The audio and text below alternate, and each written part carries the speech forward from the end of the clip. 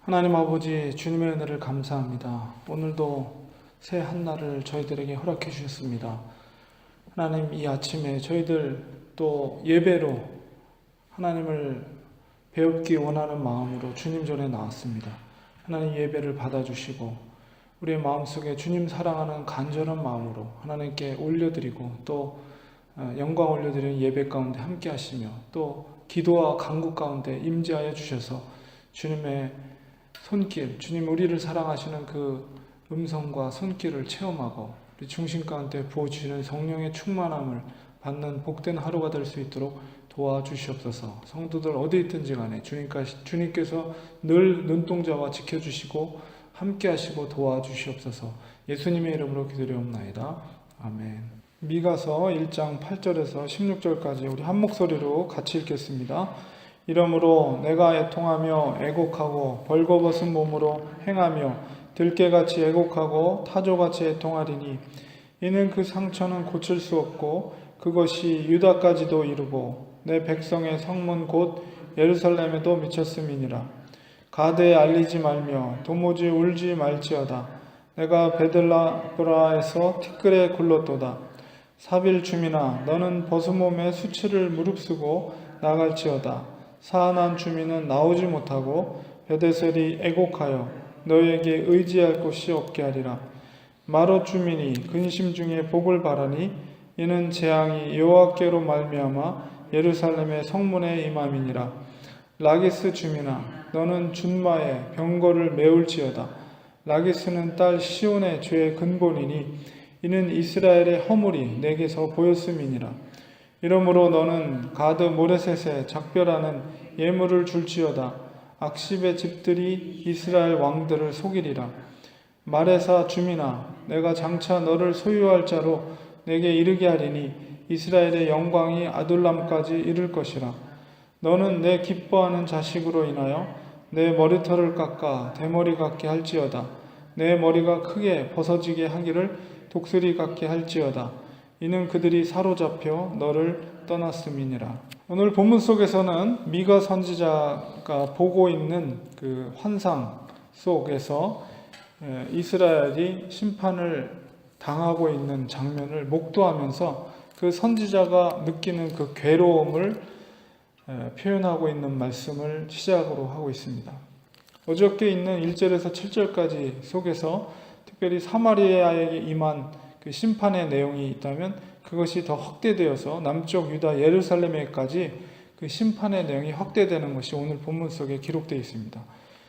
오늘 본문 속에 있는 전체적인 내용 속에서 여러 성읍의 이름들이 등장하고 있는데 그것은 아마도 미가 선지자가 살고 있던 그 고향 인접한 성읍의 이름으로 우리가 추정할 수 있습니다. 그런데 그 성읍의 이름들의 의미가 있는데 히브리적인 의미와 그 선포되는 명령 혹은 동작들이 이렇게 역으로 짝을 이루어서 그것이 애통과 애곡과 관련된 내용들로서 이제 해석이 됩니다. 그렇기 때문에 그 성읍의 이름의 의미를 어근을 알지 못하면 이 뒤에 붙어있는 명령이라든가 동작의 의미와 어떤 연관이 있는지를 이해하지 못하게 되죠. 그래서 오늘 본문을 이해하기에는 어려운 점이 있지만은 그러나 한번 그 도시의 성읍의 이름을 생각하면서 다시 한번 살펴보려고 합니다. 이 선지자가 체험되는 그 고통에 대해서 8절부터 기록되어 있는데 내가 애통하며 애곡하고 그 애통과 애곡의 원어적인 의미는 장례식에서 곡을 하는 그런 의미를 담고 있습니다. 그리고 애곡이라는 것은 신음을 내다. 장례식에서 그러니까 죽음을 맞이하는 그런 고통 가운데 선지자가 그 고통을 맞이하고 있다는 것을 표현하고 있는 거죠. 그래서 벌거벗은 몸으로 행하며 그리고 들깨같이 애곡하고 타조같이 애통한다. 들깨나 타조 같은 경우는 황폐한 곳에 사는 야생동물이죠. 그렇기 때문에 황폐한 도시의 어떤 분위기를 상징하는 동물이라고 할 수가 있습니다. 그러니까 그 심판받을 사마리아와 또한 예루살렘이 그렇게 황폐하게 될 것을 상징하고 있는 것이죠.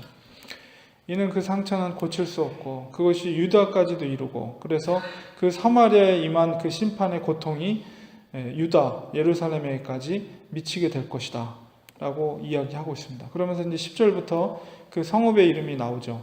가드는 그 블레셋에 있는 도시 성읍의 이름인데, 가드는 특별히 이스라엘의 남쪽에 방비하는, 수호하는 그런 성읍입니다. 그런데 그 가드, 결국 가드에 알리지 말라라는 것은 역설적인 표현이죠. 그러니까 그 방비하는 성읍인데 거기에 더 이상 알리지 말라, 위기상황을 알리지 말라는 것은 이제 이미 늦었다는 거예요. 파멸이 임박했기 때문에 어떤 조치를 하기에는 늦어버렸다는 것이죠. 그렇기 때문에 가드에 알리지 말라. 그리고 도무지 울지 말지어다. 내가 베들라의 아브라에서 티끌에 굴렀도다. 베들 하면은 집이란 뜻이고, 레아브라라는 것은 티끌이라는 뜻입니다. 그 티끌의 집이라는 의미를 담고 있는데요. 아마도 그 미가가 살고 있었던 고향에 인접한 그런 성읍의 이름인 것 같습니다. 그러니까 그 이름 그대로 티끌의 집에서 내 티끌에 굴렀다라는 것은 그런 통해와 고통, 이런 것을 그 선지자가 당하고 있다는 것을 표현하고 있고, 백성들이 또한 그런 고통을 당할 것을 표현하고 있는 것이죠. 그다음에 11절에 보면 사빌이라는 성읍과 사하난 주민, 사하난이라는 그 성읍의 이름이 나옵니다. 사빌이라는 의미는 아름다움이라는 뜻을 갖고 있지만은 여기서는 역설적인, 대조적인 표현이죠. 너는 벗은 몸에 수치를 무릅쓴다. 오히려 도시 이름은 아름답다라는 뜻인데, 벗은 몸, 벌거벗은 몸으로 수치를 당하고 나갈 것이다. 그리고 사하난이라는 것은 나가다라는 어근을 갖고 있습니다. 그런데 그 사하난 주민은 나오지 못한다. 역으로 반대적인 의미를 갖고 있고, 베데셀이라는 것은 벳은 집이란 뜻이죠. 에셀은 제거한다는 뜻입니다. 그러니까 제거의 집인데, 제거의 집이라는 것은 애곡하여 너희에게 의지할 것이 없게 됐다. 그러니까 의지할 것이 없는 매우 곤란한 상황 속에 처하게 될 것이다. 그 이름의 의미를 오히려 역으로 표현하면서 이스라엘 예루살렘이 당하게 될 백성들의 고통을 표현하고 있습니다. 12절에 보면 마롯이라는 성읍이 나오는데, 마롯이라는 것은 쓰다, 비통함, 고통이라는 의미를 갖고 있습니다. 근심중에 복을 바라니 이는 재앙이 여호와께로 말미암아 예루살렘 성문에 임함이니라. 그래서 예루살렘 성문에 임한 재앙이 더욱더 두드러지게 그 도시의 성읍의 이름과 어울려져 있는 것이죠. 그리고 13절에는 라기스 주민, 라기스는 병거성입니다. 열왕기상 9장 19절에 보면 마병의 성이기도 합니다. 마병과 병거의 성 라기스, 너는 준마의 병거를 메울지어다. 이 표현은 진짜 그 말을 준비해서 병거를 준비하라는 뜻이 아니라 이것은 조롱과 비난의 그런 투예요. 그렇기 때문에 오히려 역설적인 표현입니다. 그 라기스가 딸 시온의 죄의 근본이니 이는 이스라엘의 허물이 내게서 보였습니다. 이것은 뭐냐면, 이 라기스라는 지역은 유다의 군사적 요충지이면서 말, 병거의 성이었기 때문에 이스라엘 사람들이, 그러니까 오늘날로 치면 이렇게 마병은 병거, 이거는 전차부대라고 할 수 있죠. 그러니까는 그들이, 이스라엘 사람들이 의지했던 것이 이런 전차, 무력, 어떤 인간적인 수단과 방법, 이런 것에 의지를 했다는 것이죠. 그래서 하나님께서 이 마병, 병거를 갖는 것을 원치 않으셨죠. 그만큼 인간적인 수단과 방법으로 나라를 지키려고 하는 백성들의 마음, 혹은 왕의 마음들에 대해서 하나님이 원치 않았던 거예요. 그러니까 이스라엘 백성들은 이스라엘의 어떤 지키는 것에, 하나님께서 지켜주시는 것에 대한 믿음이 없어지고 오히려 인간적인 방법인 마병과 병거로서 이스라엘을 지키려고 했던 그런 불신의 마음들이 이 도시로부터 비롯됐다는 것이죠. 이 라기스로부터. 그렇기 때문에 이 라기스가 시온의 딸의 죄의 근본이고 이스라엘의 허물이 바로 내게서 보였음이라, 이렇게 미가 선지자가 말하고 있는 것이죠. 14절에 보면 너는 가드 모레셋, 미가 선지자의 고향이죠. 가드 모레셋에 작별하는 예물을 줄지어다. 그리고 악십의 집들, 악십이라는 것은 속임이라는 뜻입니다. 악십의 집들이 이스라엘 왕들을 속이리라. 이 악십이라는 것은 이스라엘 왕궁의 토기를 만들어주던 곳이었습니다. 그런데 그런 곳에서 사람들이 이스라엘 왕을 속인다. 그런 것은 그들이 왕들을 실망시킨다, 이런 뜻이죠. 그리고 이제 가드 모레셋, 모레셋은 어근적으로 유언으로 주다. 그 유업을 주다라는 뜻인데 오히려 그것을 혼수의 개념, 시집가는 딸 편에 보는 혼수의 개념으로 빼앗긴다 혹은 가져간다. 그 유업으로 주다라는 그 도시 성읍의 이름과는 반대적으로 그것을 빼앗아 간다는 역설적인 대조적인 표현을 하고 있는 것입니다. 이 모두가 다 유다의 패망과 연결되어 있는 그런 미가 선지자의 그런 언어적인 어떤 그런 표현들을 말하고 있는 것이죠. 15절에는 마레사라는 성읍이 나옵니다. 여기서 마레사는 역시 아까 모레셋, 가드 모레셋에서의 어근, 아라시라는 말이 유언으로 주다, 유업으로 주다라는 뜻인데 역시 그것도 내가 장차 너를 소유할 자로 내게 이르게 하리니, 소유할 자는 바로 사네립이죠. 아시리아 장군이었던 사네립이 바로 너희들을 소유하게 될 것이다. 그러니까 심판을 받게 될 사네립이 드디어 이제 오게 될 것이다 라는 심판의 경고를 말하는 것입니다. 이스라엘 영광이 아둘람까지 이를 것이다 이렇게 표현되어 있지만은 그 영광이 더 펼쳐진다는 의미가 아니라 그것은 역설적인 표현이에요. 소유와 그 다음에 영광, 이스라엘의 영광은 먼 장래의 일이 될 것이다. 지금은 당장 사네립에 의해서 바로 심판을 받게 될 것이다 라는 역설적인 표현입니다.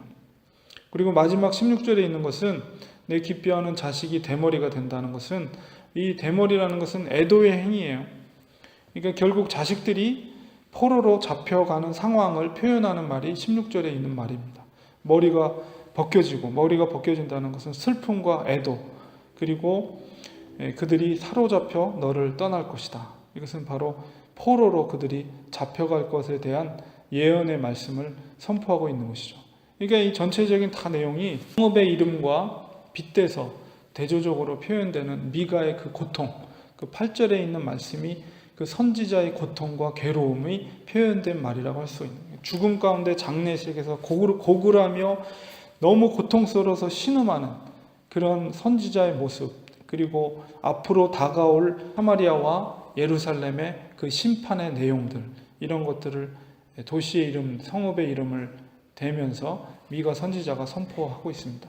결국 그 제목에 있는 말씀처럼 죄는 영광을 수치로 변하게 되고 또 죄는 복을 화로 바꾸게 된다라는 것이죠. 그리고 특별히 이스라엘 백성들의 죄가 그들의 그 준말을 했던 라기스 성읍으로부터 그 죄가 그들의 강해에서 비롯된 교만의 있음을 또한 상기시키고 있는 말씀이라고 볼 수가 있습니다.